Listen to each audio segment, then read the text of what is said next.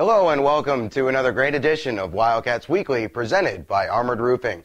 I'm Ben Horner, and this week we'll bring you a recap of last weekend's sweep of the Topeka Roadrunners. We'll get Coach LaFontaine's thought on that, as well as preview the week ahead against the Lone Star Brahmas. We'll also have the top plays of September. It's the best of the best from the Wildcats' first month of the 2014-15 season.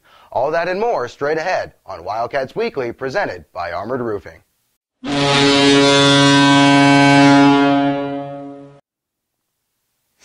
Wildcats Weekly presented by Armored Roofing. Ben Horner with you here, and joining me now is Wildcats head coach John LaFontaine. We're recapping a very exciting weekend at the KYC last weekend. Big home sweep of the division-leading Topeka Roadrunners for the Wildcats, building off a strong performance coming out of the North American Hockey League showcase the week before. And we'll also touch on the weekend ahead and also some other things as we move into the meat of the season, so to speak. We'll also get to some viewer questions, all that coming up. But we start, John, with a weekend recap, and we'll start with Friday. A 3-1 win, a very hard-fought game against a Topeka team that had scored first in 4 of their 6 contests. The Wildcats got the first goal in that game, though. How key was that? I think it was very key. I think you and I talked about it last week, Ben, that was a focus because we haven't been doing that, getting the first goal in the game, and then you're getting behind, and it's tough. It's tough when you're trying to come back.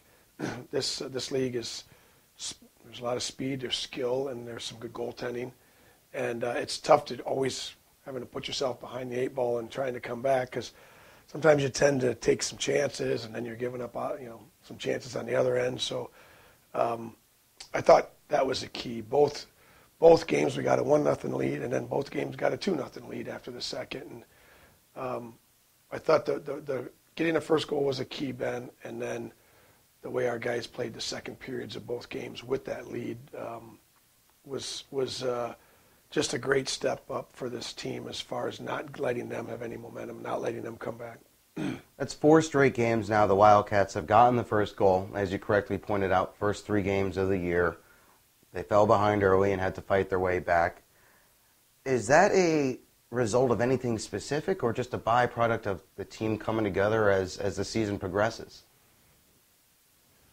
I just think that the guys are starting to know each other better, and they're starting to understand how to work together, and they're starting to read off each other better. I mean, it's such a fast game, and it just takes a little bit to get to know each other. So we've got quite a few new players, and have shuffled a lot of guys in the lineup, and guys are starting to communicate better and come together as a team. So give them credit. They've definitely tightened up defensively because they're working harder for each other on that side of the puck, and I think they've seen because of that they're having more success offensively.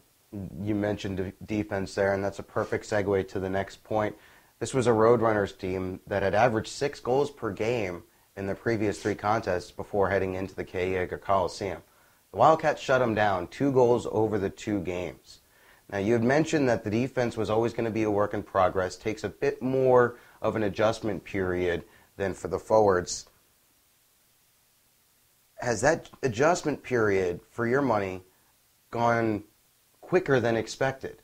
Because it seems like there are some new guys who have really embraced their role and have really started to become more comfortable with life in the North American Hockey League.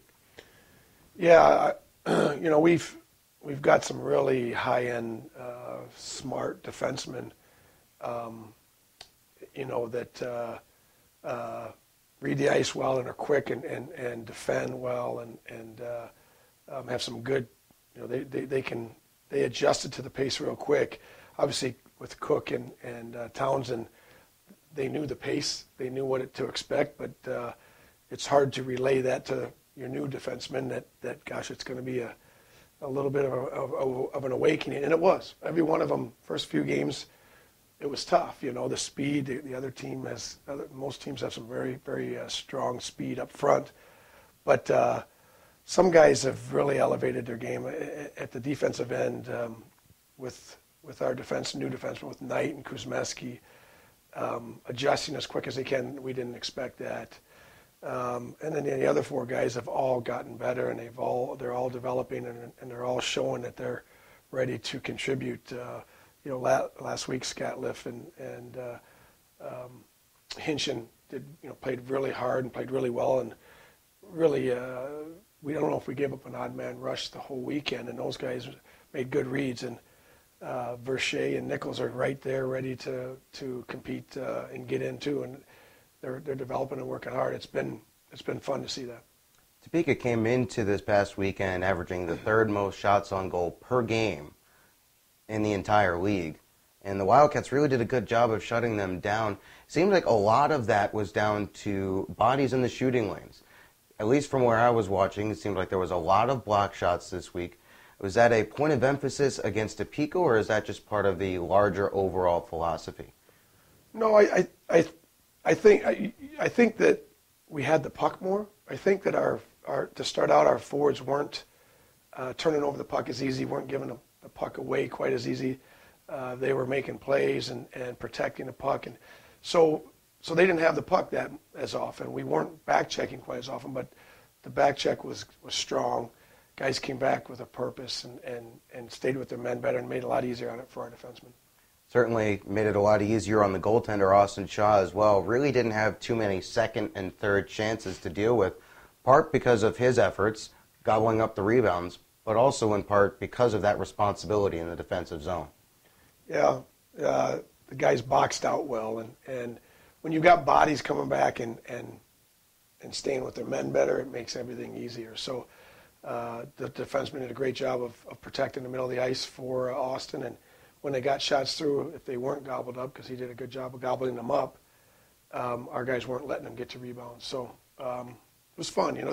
They knew that this was going to be a tough challenge, and they had to play their best hockey, and they played their best hockey. It was great to see that. Yeah, especially in the third period. Would have been real easy to get a little bit rattled when Topeka scored to cut that 2-0 lead in half, and this goes for both Friday and Saturday night, actually. And for your money on the bench, was there ever a moment where you doubted your team's control of the game, where the outcome was in doubt? When they scored both games, to make it 2-1, the first game was a little different because of the penalty killing. Right. We had to kill 10 minutes of penalties in that period, and we were on our heels a little bit there, but it didn't matter. The bench, the leadership on the bench, I know Staub was very vocal and just saying, guys, no harm, don't worry about it, let's just stick with our game plan. The coaches didn't have to say anything. There's, the veterans on this team get it, and they, there was no rattle. They calmed the guys down, and the guys, I think that really helped some of the first-year guys to know, okay, these guys aren't panicking, they're not worried that they're going to come back hard with this momentum now with their goal, and I think that helped the whole team feed off of the older guys. We've talked about that strong leadership group in the past. There are 3 guys on this Wildcats team who are in their 3rd year with this team, and there are plenty of other returners as well. As a first-year coach with a new team, back in the league after a while, for you, how much easier does that make your job? It's huge. Huge. Those guys are a calming effect on me. They're a calming effect on the team, and their lead, their work ethic is there. They've been there, and so they're helping these younger guys out. They're putting their arm around these guys, lifting them up if they've had a bad game or a poor game or a weak game, and as a result, you can see a bunch of guys playing for each other already, and it's only September still. So that's something that's really resonated with Wildcats fans. We'll touch on that in just a second, but let's point to some of the standout performers for the weekend. Austin Shaw, obviously, we already touched on him a little bit. He went 2-0-0 on the weekend, South Division 2nd star of the week, and he would have had a good case for 1st star of the week were it not for teammate Austin Beaulieu. Stopped 51 of 53 shots he faced, carried a shutout into the 3rd period of each of those games. In your mind, what has made his adjustment to juniors such an easy one thus far? Well, he's playing beyond what we expected.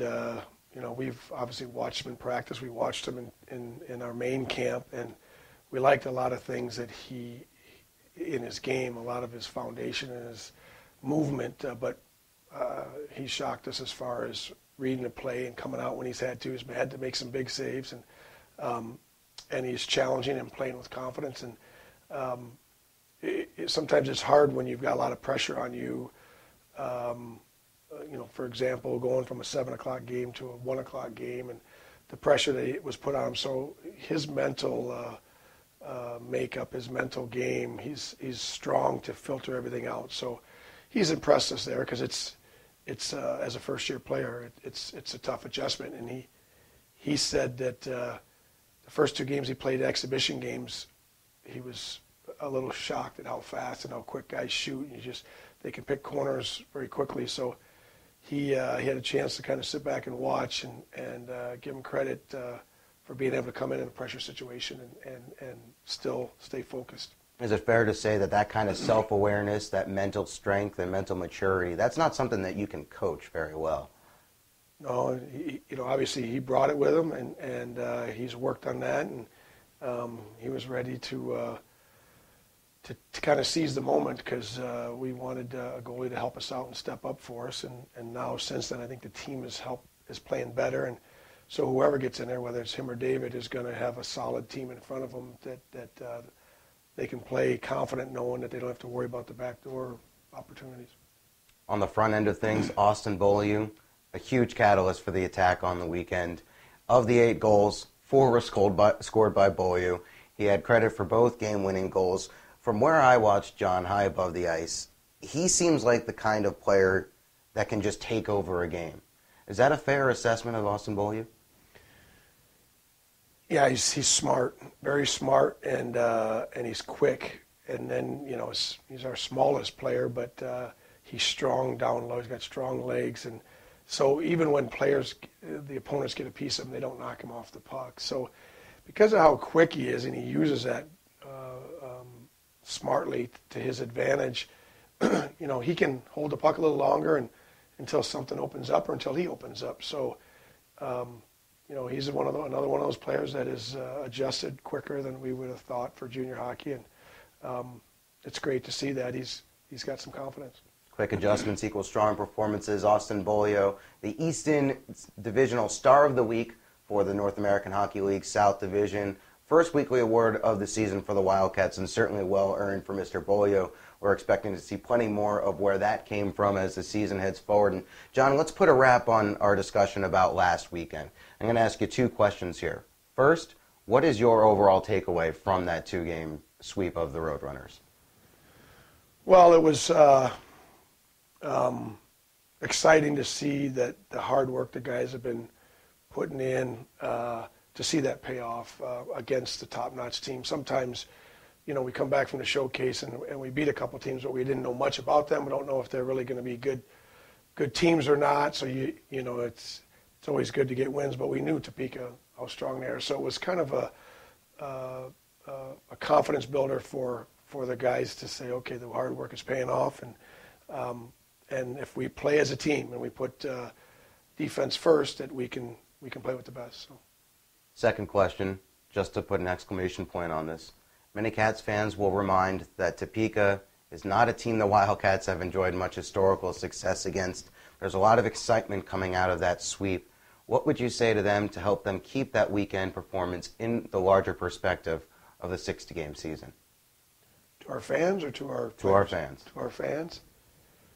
Well, I think they have every right to expect us to play that way and only better every weekend. You got to respect your opponent, and our guys know that. And Lone Star's going to come in, and they're going to be the best we've seen them. We got to see them in 2 exhibition games, and you can't judge from the exhibition games. Everybody gets better. So I think our fans should expect the kind of hockey they saw last week every weekend, which is playing with heart and playing hard, and not really wanting to give up the puck, not wanting to have to give up the puck, but to make plays and not have to chase the puck all over the ice. So hopefully we can show some consistency another weekend here. You don't know it, but that's a perfect segue into our next part. As we're back here on Wildcats Weekly, presented by Armored Roofing. Ben Horner, head coach John LaFontaine, as we turn our attention from the 4-point weekend behind us to a potential 4-point weekend for the Wildcats against the Lone Star Brahmas. And Going from weekend to weekend, you could not face two more dissimilar opponents. A high-scoring, aggressive Topeka team as opposed to a defensive, cagey, physical, chippy Lone Star Brahmas team. You mentioned it, or you just alluded to it there. As a head coach, do you prep any differently, or do you just stress to your team, to your players, continue to play your game? Yeah, you don't have to do anything as far as getting the guys mentally prepared for Topeka as far as they know it was going to be a challenge. The key is that they've got to respect everybody and respect Lone Star. They're still off to a good start, and they gave us everything we could handle in the first exhibition game and beat us pretty soundly, and they didn't respect us in the next exhibition game. So I hope that our guys aren't thinking it's going to be like that exhibition game where the goals came easy and Lone Star was didn't play their best. They're capable. They don't come at you quite as hard as Topeka, so it's a different team. They want you to make mistakes. So yes, we're going to prepare differently. They aren't as aggressive on the forward check, but they do plug the mid zone up pretty tough and make it hard to get through. And they play very strong defensively. So our guys are going to have to do the same things this past week, but we're going to have to also realize that in the mid zone there's not going to be quite as much room once we get there. These guys have five guys back most of the time. Yes, the Dan Wildfong defensive zone swarm, as it was come to be known last year. And one other thing to note, John, obviously it's roster week. Teams have to be down to 23 players by October 1st. The Wildcats making a couple of moves earlier this week to fall in line with that roster limit. Chase Monroe will be heading to the Fairbanks Ice Dogs. Dan LaFontaine headed back to the Buffalo Junior Sabres of the Ontario Junior Hockey League. Your general thoughts on those moves and how they might benefit both player and the Wildcats organization? Yeah, those are tough because, tough moves to make because those guys were contributing and strong players and could easily be playing here and doing very well. For Chase, he's got a team that wants him in and wants him to come in and have a shot to be their number one right away.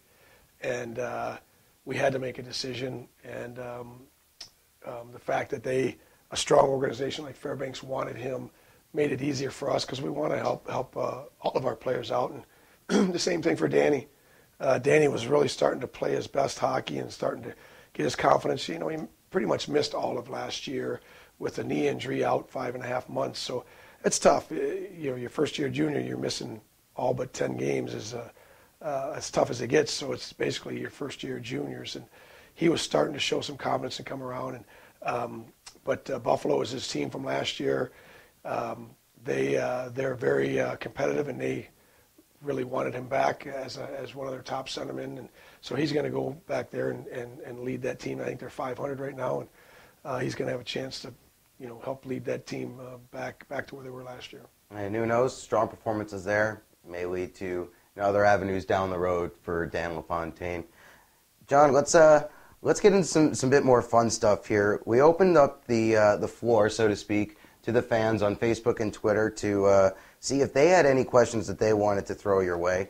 I know everyone gets a little tired of the same questions that I throw at you and the coach speak that comes back. So a couple of questions here from the fans, from the floor, as I mentioned.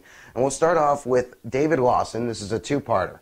As a coach, what instructions do you give a player to work on in the off-season? Well, the off-season is traditionally getting bigger, quicker, stronger, faster, working on every parts of your game to get better at it and your skills, handling the puck, shooting the puck. Obviously, a lot of time is spent off-ice conditioning, but it's good for players. They shouldn't be on the ice a lot, but when they do, it's okay if we call it playing shinny once or twice a week to at least practice some skills, practice some areas of the game that you don't get to do during the season as much, whether it's their stick skills or their skating skills or pivoting better or protecting the puck better. Those type of things are some areas that players, it's amazing how many times players go play a year junior, come back from that summer in between, and are that much stronger, and not realizing that first year coming in juniors, what a big step it is. So, Mr. Colin Staub is a very good example of that, along with the other veterans, Jake Townsend, Nick Farmer, Evan Oakley, Matt Cook, et cetera, et cetera. Second part to that question, in regards to those skills and physical condition that you just mentioned, when a player shows up for camp, what are you expecting out of him? What do you expect to see? Well, tryout camp is still scrimmaging. You're playing games, but it's a little different because it's not two teams playing a system, playing as a group, playing on the same page against each other, knowing that this team does this. And it's more individual. So sometimes it's tough to make decisions. We expect them to compete hard, and we're looking for smarts. I mean, 1 and 2 are, do they play with heart?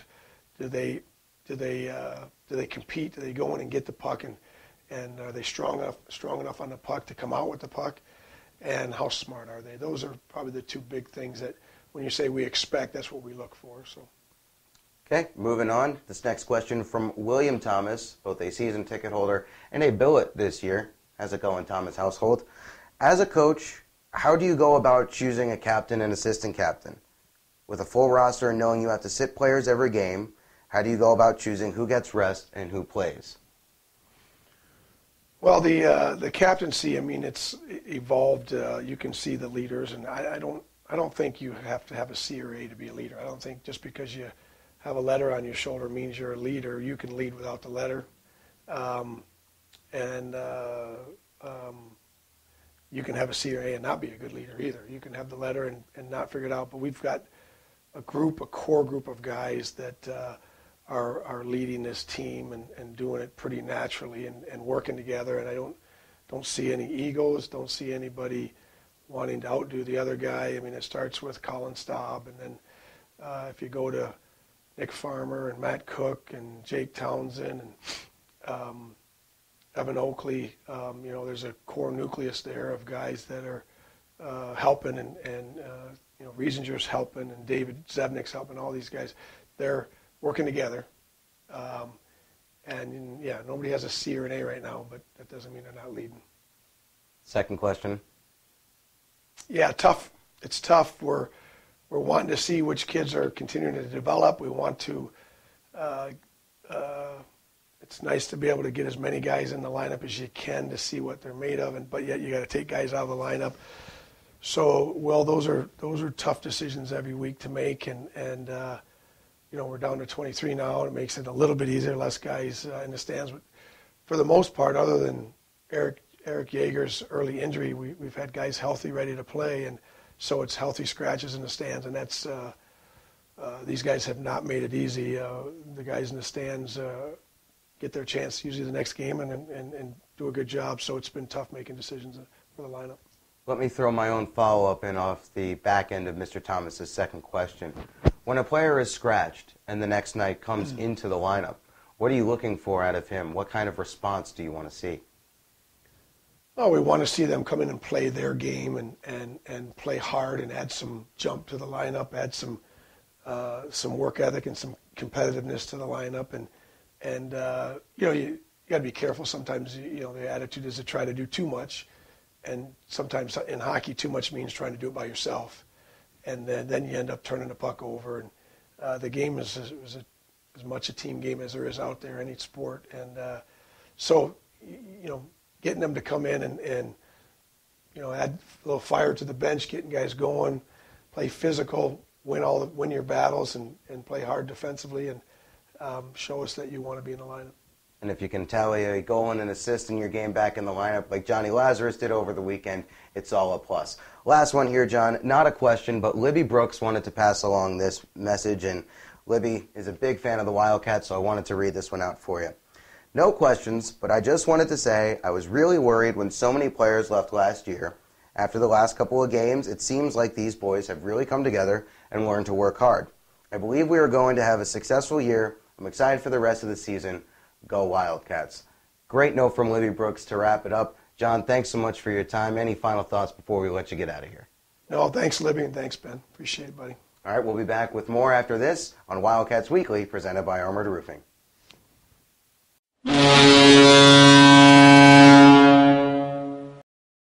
With September almost behind us, we're going to turn our attention now to the best of the best from the Wildcats in that month. It's the top 5 plays of September right here on Wildcats Weekly, presented by Armored Roofing. Sheridan around behind the net, looking to go somewhere with it. He's hooked off it there illegally so, but he'll come away with it. Here's Sheridan, shot, scores! What a solo effort by Kevin Sheridan. He makes it 1-0, the first goal of the game, and the Wildcats take the lead. But they did have some good puck movement and generated some good chances. Now here's Farmer racing along. Farmer, turnaround shot, score! 5-hole from Nick Farmer. He does it alone, and the Wildcats get their first power play tally. Side battle in the corner. It's pulled free by Topeka, dancing into some space. It's up to the point. Now Beaulieu intercepts. Could be a shorthanded breakaway. Austin Beaulieu, one-on-one, shorthanded, scores! Austin Beaulieu uses his speed. Change on the fly here for the Wilderness. Sent out in front. Saved by Shaw, and another save by Shaw. Holy mackerel, Austin Shaw with a fantastic push from right to left. In the slot, and it was blocked there off the stick of Willie Brown as Lazarus will motor ahead to the red line. Now here's Litviak. Litviak trying to dance in front. Litviak scores! Nikita Litviak makes it 3-1. What an individual effort!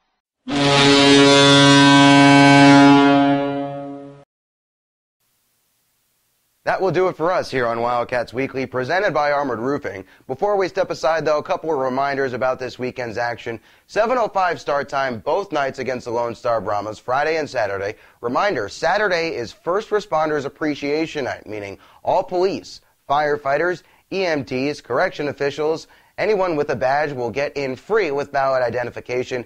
Family members can take advantage of $5 tickets as well. If you have any questions about that, give us a call in the office. 940-716-5587 is the number to call. To get your tickets, visit the KYC box office during normal business hours, Monday through Friday, 10 to 5 p.m. Reminder, you can always check us out on Facebook, on Twitter, on Instagram, and of course, on YouTube. Until next week, I'm Ben Horner saying thanks for joining us, and go Wildcats.